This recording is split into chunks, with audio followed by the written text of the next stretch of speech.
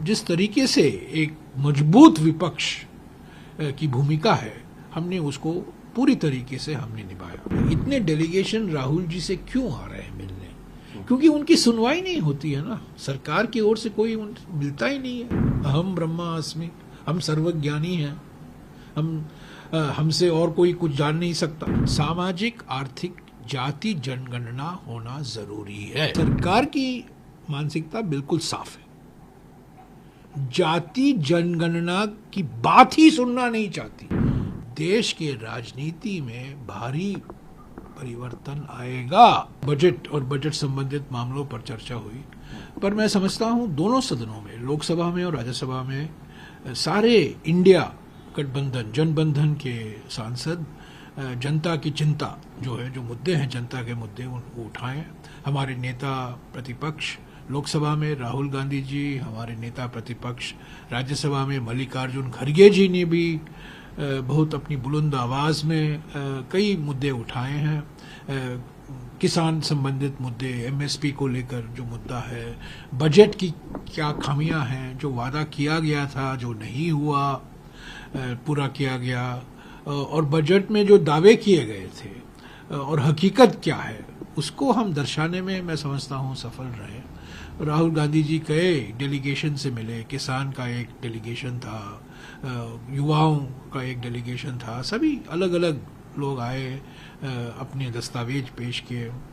तो मैं समझता हूं कि विपक्ष इस सेशन में बहुत सक्रिय था, हमारी आवाज़ हमने उठाया, और जिस तरीके से एक मजबूत विपक्ष की भूमिका है, हमने उसको पूरी तरीके से हमने निभाया। ये हमारी जिम्मेदारी है, संवैधानिक जिम्मेदारी है।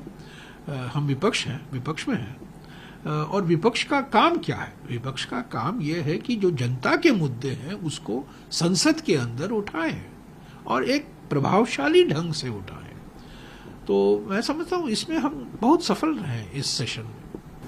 और कई किसानों के डेलीगेशन से मिले, और देखिए ये क्या दर्शाता है, इतने डेलीगेशन राहुल जी से क्यों आ रहे हैं मिलने? क्योंकि उनकी सुनवाई नहीं होती है ना, सरकार की ओर से कोई मिलता ही नहीं है। सरकार का मानना है कि हम सब जानते हैं, अहम ब्रह्मास्मि, हम सर्वज्ञानी हैं, हमसे और कोई कुछ जान नहीं सकता। तो लोग बहुत त्रस्त हैं, बहुत चिंतित हैं कि हमारी सुनवाई नहीं होती है, किसान संगठन की सुनवाई नहीं होती है, लोगों पायलटों की सुनवाई नहीं होती है। युवा लोग जो आए थे नीट को लेकर, जो बड़ा मुद्दा मिला, उनको सुप्रीम कोर्ट जाना पड़ा, पर सरकार की ओर से कोई मुलाकात नहीं हो पाई उनकी। तो कई ऐसे डेलीगेशन आए, कई ऐसे मुद्दे हमने उठाए। तो मैं समझता हूँ इस ज़्यादातर बजट पर ही संबंधित था, आर्थिक मुद्दों पर।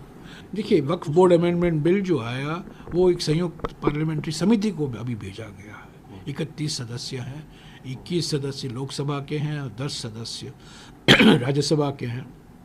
ये गैर संवैधानिक है, आपत्तिजनक है, बहुत सारी चिंताएं हमने जताई है, अलग अलग पार्टियों के सांसदों ने वो चिंता जताया है। अभी वो एक समिति में गई है, अभी देखिए अगले 4 महीने में उस पर विचार विमर्श होगा, डिटेल्ड समीक्षा की जाएगी, मूल्यांकन किया जाएगा, रिपोर्ट पेश होगा, उस पर बहस होगी। सरकार बिल तो लेके, अमेंडमेंट बिल लेके आई, देखिए बुलडोज नहीं कर पाई। ये देखिए कैसा माहौल बदला है, जलवायु परिवर्तन कैसे आप देख रहे हैं। पिछले लोकसभा में ये बुलडोज हो जाता, इस लोकसभा में वो बुलडोज नहीं कर पाए और उनको समिति में भेजना ही पड़ा। विपक्ष का दबाव काम आया या सरकार की कुछ? नहीं, विपक्ष के दबाव से ही। पहले जब ये पता चला कि ये वक्फ बिल ला रहे हैं, तब से हमने कहा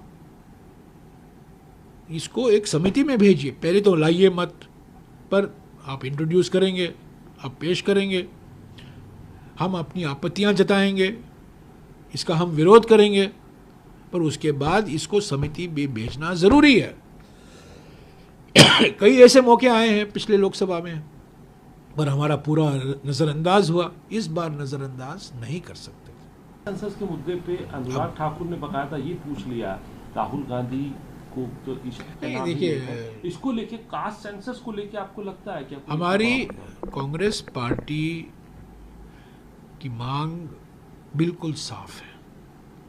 पिछले 1 साल से 1.5 साल से भारत यात्रा के समय, भारत जोड़ो यात्रा के समय, भारत जोड़ो न्याय यात्रा के समय, चुनाव प्रचार के समय हमने 2 मांगे की थी।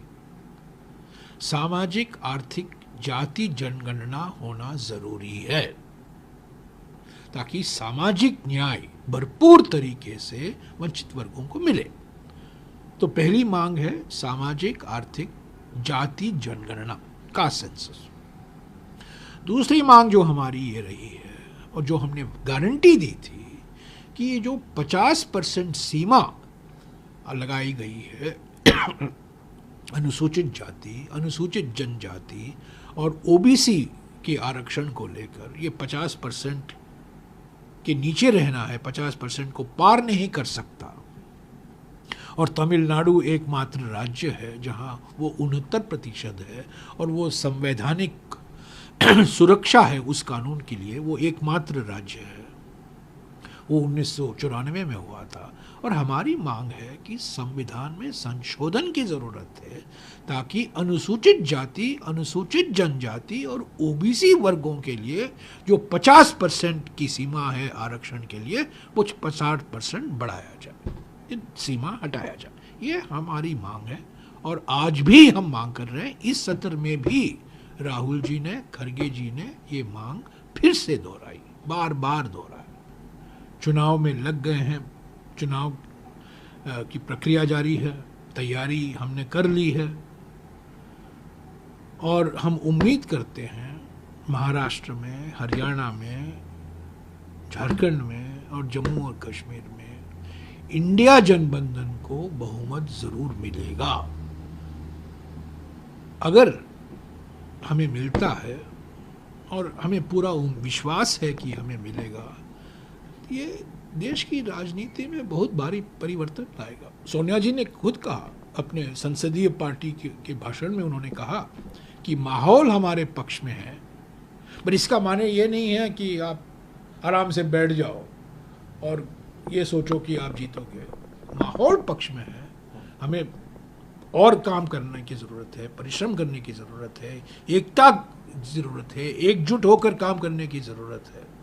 पर जब हमें सफलता मिलेगी, जब हम सफलता हासिल करेंगे, देश के राजनीति में भारी परिवर्तन आएगा और 1/3 प्रधानमंत्री फिर से निवर्तमान प्रधानमंत्री बनने की गुंजाइश आप देख सकते हैं।